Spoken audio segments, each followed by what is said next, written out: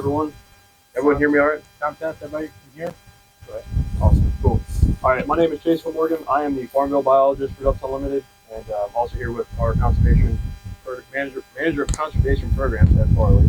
So we're going to be talking a little bit about wetland restoration, management, and what we look for in a site.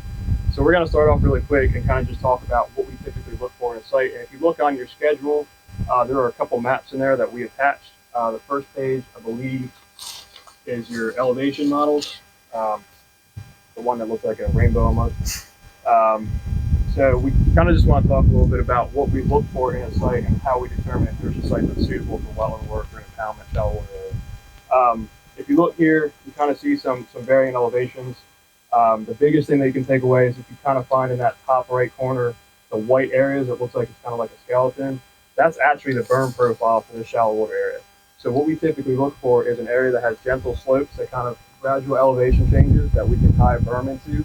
If we don't have that, we typically have to do a ring dike, which is a berm that goes all the way around the area to contain it just because it's too flat. And we don't want water going places we don't expect it to go or want it to go. You can kind of see that this wetland complex here is a little bit of both. So it has two cells that are actually completely closed off and one on the end over here that's open. Having an open-ended berm is nice to have because it kind of captures that incoming watershed and it allows us to also treat some of the nutrients coming through off of the crop field or adjacent areas. So that's kind of the first thing we take a look at is if we're coming out on your site is what are your elevations, what can we work with, how do we expect the berm design to look like. And the second most important part is on the next page, is your soils map. So one of the most important parts of having a successful wetland and or impoundment is having suitable soil types. We typically like to look for what's called a hydrate soil. So it has, or was previously a wetland and has wetland properties associated with it. Typically what you'll see on the eastern shore primarily, you'll see two types of hydrate soils. You'll see a very sandy soil that has a super high water table that basically is going to function as a wetland naturally. A lot of times you'll see that on the lower shore. A lot of those ditch fields are pretty sandy, but have high water tables, and those ditches are trying to pull that water table down. The other type would be what we tend to look for more, which is on this property here, which is a heavier clay liner. So about between 12 inches and possibly to 36 inches below, you're going to get a decent heavy clay material that's going to be compacted for the berm as well as for the bottom to be able to perch water at the surface. These also typically have these seasonably high water tables associated with it, but it's a good base basically to capture water and hold it for long term, which we expect to do for waterfowl in the winter time. As far as that goes, we typically like to have our berm, as we were talking about here, to basically capture the incoming watershed, whether it's through rainfall only or through a watershed if it's open in the berm. And then typically we'll grade, whether it's to a water control structure or just to a specific spot, we'll have varying elevations, microtopography to basically allow different water depths in different areas. In this case here, what I'm standing in front of is our water control structure for both of these impoundments here. There is another structure over there that feeds into this. This is a pivotal pivotal important part of having a successful shallow water area impoundment. If you cannot manage water control level, well, if you cannot manage water levels with a water control structure, you cannot really help provide appropriate wetland plants, appropriate food for waterfowl and migratory birds, as well as wading birds. And I guess we'll actually probably just jump right into more so at this point. But water control structures like this are a pivotal part of our wetland restoration. Thanks, Chase. Yeah, I'm Ed Farley, Manager of Conservation Programs for Ducks Unlimited. Like he's saying, water control structure is really important. This one, what you do is you drop the boards into the channels on the structure, and then you can put the amount of boards that you want to hold the water to that level. The boards aren't in these right now because there's beans still in the impoundments, and so they want to get the beans off before they flood the impoundment. There's two things that a lot of people do for food, because for waterfowl management, the name of the game in this part of the world is food.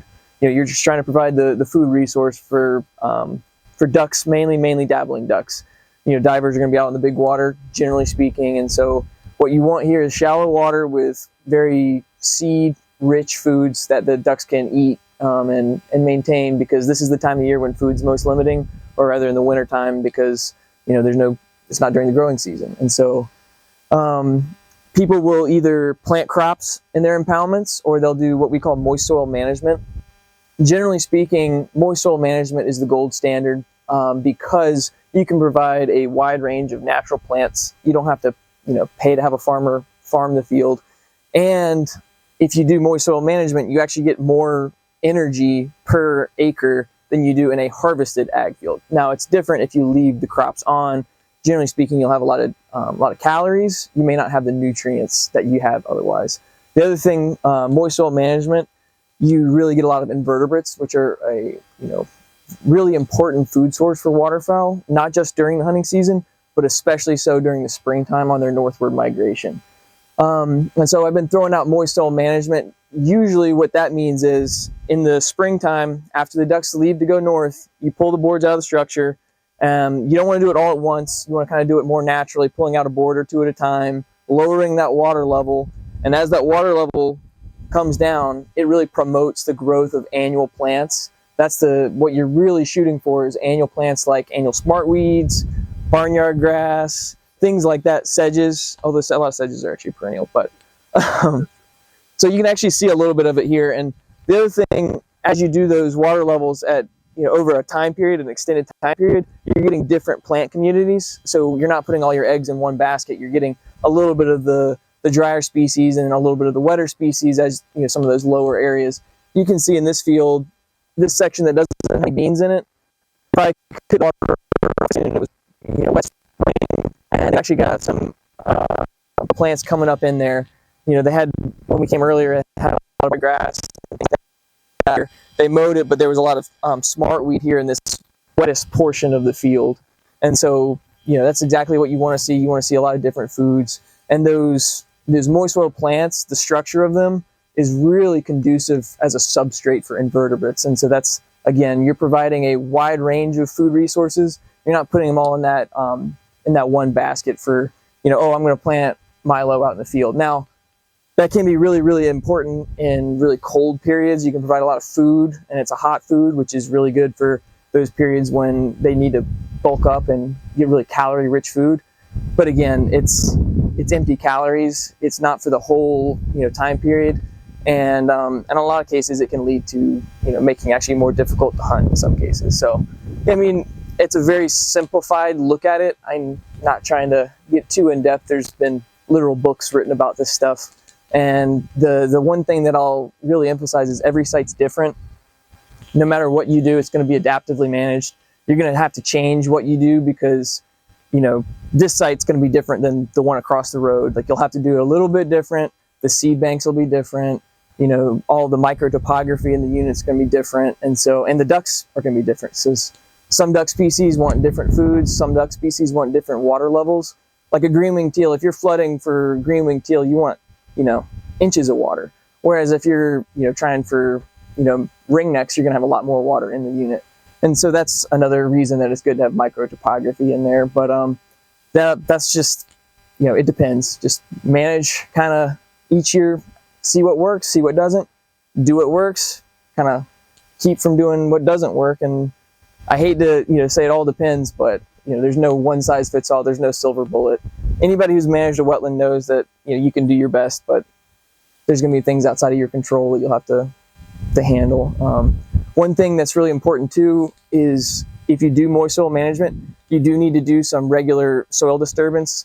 If not every year, every so often, to keep from having woody vegetation intrude into the impoundments. And you also need to keep the berms well maintained to keep woody vegetation off of the berms. That's really bad for the structural integrity of the berms. And when it comes to invasive species, you can see some Phragmites in this unit here. And actually, Chase can talk a little bit about Phragmites management. Yeah, actually, I was going to say, as far as the two concerns that we have with invasives, you're going to see mainly either down the eastern shore, you're going to primarily see Phragmites, or you're going to see sweet gums. You'll see plenty of sweet gums come in, usually in the basin areas, because they like wet feet and they'll come in very quickly. As far as managing for Phragmites, though, right now, currently, we're actually working to have a program where we can start helping with paying to do Phragmites spraying. The best way to treat Phragmites would be through chemical or mechanical application, but not in the treat. help spread Phragmites at that point. So really our goal is to treat it aerially usually if we can. If not, we'd be spot spraying, and then we'd also be following it up with an additional process of whether it's mowing, burning, etc., just to kind of follow that up. Usually it's a few years of rotation of management before we can really get it to the point where you're kind of just spot treating areas of Phragmites. The biggest thing that we would recommend on a new wetland system would be to be very diligent about watching what's coming in, and if you see it start coming in, to start spot spraying it as soon as possible. It's a lot harder to kind of knock it back once it's really established and you have really good stands of Phragmites, rather than when it starts off and you might have only a couple of small spots of it, kind of similar to this impoundment here where there's only one spot that they're really hitting it at. So that's a big part of it.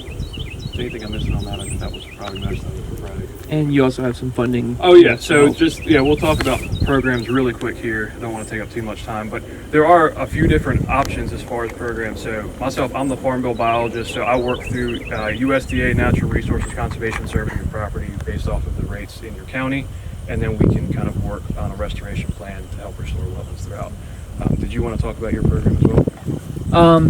Well, I'll actually just say potential for work on your property or just wetland management in general. Our contact information's on that sheet that Luke was so kind to hand out, and so please feel free to reach out. We also have an office at the Eastern Shore Conservation Center, and I'm in there every day. So just stop by, send an email.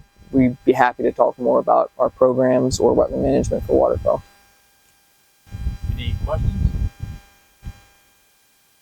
So we do for both of those, yes, generally. We have what we call our landscape conservation priority areas. And so these are science-based. We look at densities of waterfowl and wetland habitat, and the whole Eastern Shore is on our conservation priority area. And so that's really nice for this work. A lot of it kind of hugs the coast in this part of the world, but it's really easy if you're on the Eastern Shore. If you're on Delaware, it all falls into our high priority areas. And from the second one, for my program, generally speaking, the minimum acreage for a wetland is usually about 5 acres that we'll do. Chase has no minimum acreage; they're much more flexible. Mm-hmm. What about the Western Shore? So the Western Shore, we do have some conservation priority over there. I don't know the exact distance, but it does go pretty good distance in on Maryland, for instance, and then it stops once you start getting into that higher topography where there's lower densities of migrating and wintering waterfowl. Chris. I was just curious if you guys have any examples of anybody doing impoundments and management for SAV other than water all year and being successful in SAV. So SAV is submerged aquatic vegetation, which is really important for waterfowl in the Chesapeake Bay. That's actually like the #1 food resource in Chesapeake Bay for waterfowl, is that submerged aquatic vegetation. In terms of impoundments for SAV, I don't really do a whole lot of that around here. I know that Deal Island, that the DNR manages, they manage for SAV. They do extensive management there. In our southern region, down in South Carolina, we do a lot of it. It's a little different. Growing season's a little bit longer, which can impact it. But usually what they do there is they'll lower the water levels down during the summertime. And once you get the SAV to really be rooted and starting to grow, then you start adding water in. And as you add the water in, the SAV grows to fill that water level, which it provides excellent food for a lot of different ducks, like widgeon and gadwall, that really like SAV to eat. I know you said the type of grass that you don't want growing, but I've got a pond that I've got mallards that'll nest in, the local mallards, but I still want to try to increase the duck population. What kind of grasses would you recommend? Because I've got like owls and hawks that just tear them up while they're nesting. Yeah. I mean, it's tough because we're always going to have issues with predators that people have that appropriate cover at that point. One that typically works pretty well and is also pretty resilient to salinity is grass at that point because you have a height associated with it. Are you talking specifically in the bottom of the impoundment or the surrounding area? Around the pond. Okay. Yeah, I mean, that would be a good step. We'll probably just switch out for a natural. Some forbs would probably be good too. Something that's got some vertical cover up top, but it's not so dense underneath, because that way, they'll have that protection. Yeah. Thank you. Yeah, good vegetable.